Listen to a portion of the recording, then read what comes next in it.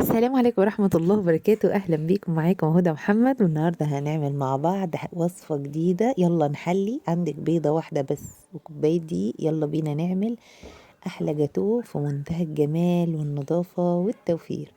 يلا بينا نسمي ونصلي على الرسول ونشوف وصفتنا الحلوة الجميلة دي هنعملها ازاي. ده كيك شوكولاتة وعليه صوص شوكولاتة، وزينوه بقى بالطريقة اللي انتوا عاوزينها.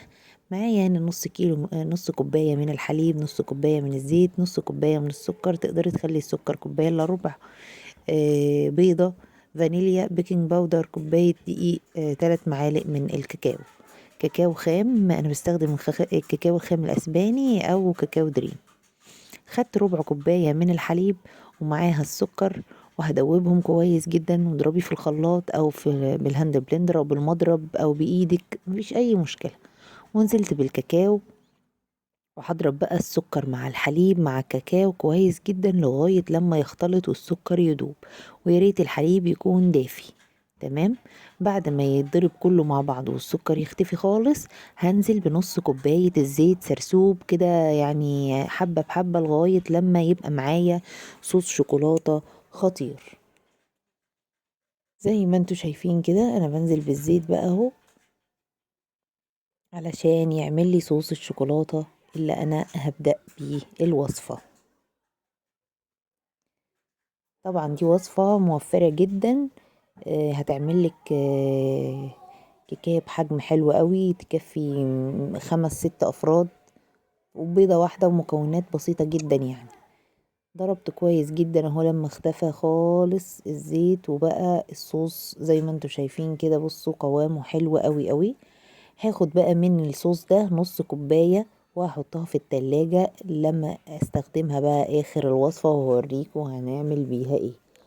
حطيت النص كوباية اهو مكان كوباية الزيت زي ما انتوا شايفين، وهدخلها التلاجة تتماسك شوية كمان على ما اخلص الوصفة بتاعتي او اخلص الكيك بتاعي.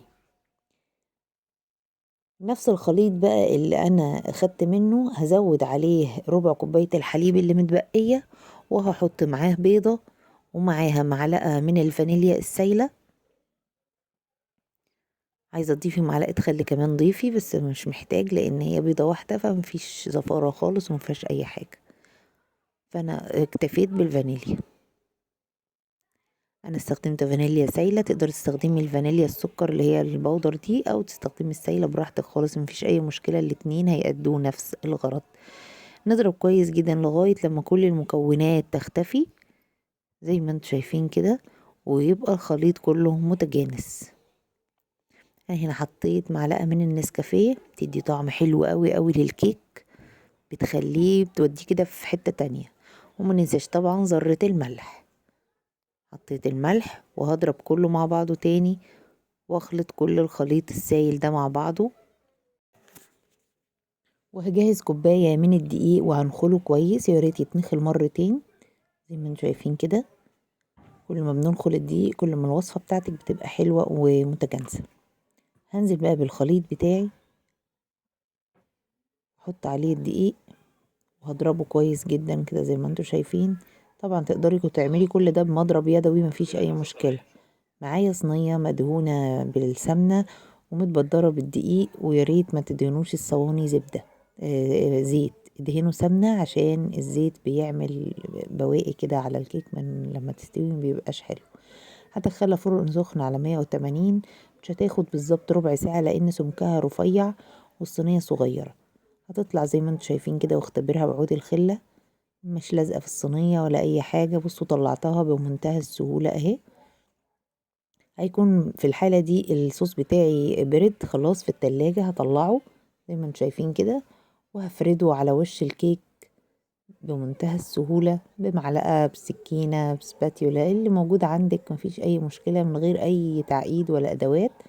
تعملي تحلية فظيعة، حاجة كده جميلة بقى مع كوباية قهوة ولا شاي ولا نسكافيه. وفرحي ولادك لو عندك أقل الإمكانيات. تمام. زي ما انتم شايفين كده، حطوا بقى على الوش التزيين اللي انتوا تحبوه واللي موجود ومتاح عندكم بأي إمكانيات. انا زينتها زي ما انتوا شايفين كده، شويه مكسرات وكم وحبه فورماسيل كده شوكولاته كانوا موجودين عندي.